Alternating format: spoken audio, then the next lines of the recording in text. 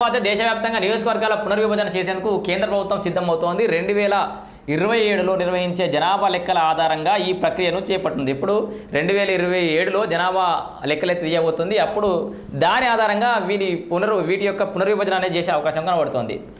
అయితే 2 ఏళ్ల క్రితం మహిళలకు 33% రిజర్వేషన్ కల్పిస్తూ లోక్సభ, రాజ్యసభలో కేంద్రం బిల్లును అయితే ఆమోదించింది. వచ్చే ఎన్నికల నాటికి అది అమలయ్యే అవకాశం ఉంది. ఈ నేపథ్యంలో ఆయా నియోజకవర్గాల్లో ప్రాతినిధ్యం వహిస్తున్న పురుషులు రాజకీయంగా నష్టపోయే ప్రమాదం ఉండవు. ఏ ప్రమాదం నష్టపోయేది ఏముంది? తొక్క మహిళలు పరిపాలిస్తే తప్పేముంది? ఇగో లోక్సభ నియోజకవర్గాల సంఖ్యను సాధ్యమైనంత ఎక్కువగా పెంచాలనే ఒత్తిడి అధికార విపక్ష పార్టీల నుంచి వస్తున్నట్లు తెలిసింది. అలా పెంచితే లోక్సభ స్థానాల సంఖ్య ఆధారంగా రాష్ట్రంలోని అసెంబ్లీ సెగ్మెంట్ల సంఖ్య పెరిగే అవకాశం ఉన్నది. ఏపీ పునర్విభజన చట్టంలో చెప్పినట్టు 153 కాకుండా ఆ సంఖ్య 161 నుంచి 175గా ఉండే ఛాన్స్ అయితే ఉంది. సో పునర్విభజనలో 153 అని మెన్షన్ చేసిన కొంచెం మిస్టేక్ అయింది. అది 161 కావచ్చు, లేదా 175 కూడా అయ్యే అవకాశం ఉంది. వ్యతిరేకత రాకుండా ఉండేందుకు ఏం చేయబోతున్నారు? చట్టసభల్లో మహిళా రిజర్వేషన్ వచ్చే ఎన్నికల నుంచి అమలు చేసే అవకాశం ఉంది. దీంతో లోక్సభ, రాజ్యసభ, అసెంబ్లీ, శాసన మండలిలో 3వ వంతు సీట్లు మహిళలకు కేటాయించాల్సి ఉంటుంది. సో ప్రస్తుతానికి ఎన్ని? లోక్సభలో 543 స్థానాలు ఉన్నాయి, మీ అందరికీ తెలుసు. 543.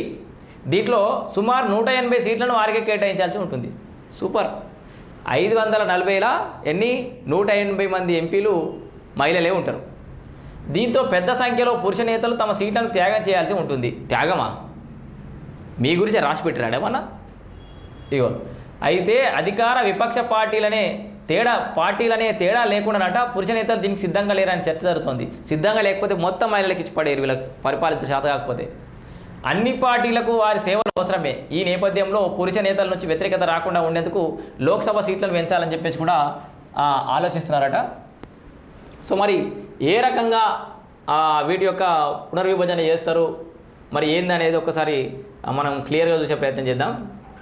అయ్యో కూడా సాధ్యమైనంత మేర పెంచాలనే ఒక ప్రతిపాదన అధికార ఎన్డీఏ అయితే చేస్తోంది. రాజకీయ వర్గాల్లో చర్చ జరుగుతోంది. లోక్సభ సీట్లు ఎన్ని పెంచాలి, దానికి ప్రాతిపదికత ఏమిటి అనేది ఇంకా ఖరారు కాలేదు. మహిళలకు కేటాయిస్తున్న 33.33% అంటే 180 సీట్లను